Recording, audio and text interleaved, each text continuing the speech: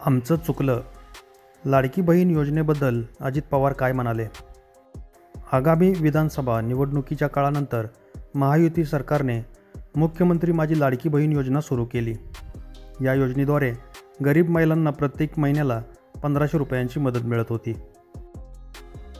निवडणुकीनंतर ही योजना समाप्त होणार असल्याची चर्चा सुरू होती. मात्र आमचे सरकार आल्यानंतर पात्र महिलांना 2100 रुपये देण्याचे आश्वासन महायुती सरकारने दिले होते. निवडणुकीनंतर लाडकी बहीण योजनेमध्ये अनेक दोष उघडकीस आले आहेत. या योजनेच्या अटींची पूर्तता न करणाऱ्या अनेक महिलांनी फायदा घेतल्याचे स्पष्ट झाले आहे. याशिवाय काही पुरुषांनी कागदपत्रांमध्ये बदल करून या योजनेचा लाभ घेतलेला दिसतोय.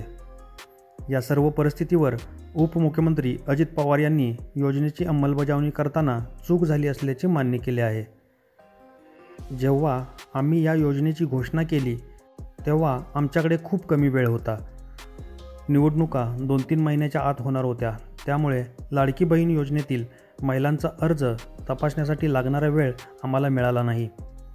आम्हाला वाटलं की नियमांच्या बाहेर असलेले लोक अर्ज करणार नाहीत, परंतु काहींनी तरीही अर्ज केलेले आहेत.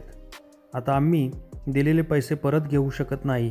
जर सर्वांना एकसारखा लाभ दिला तर ते योग्य ठरणार नसल्याचे अजित पवार यांनी सांगितले आहे.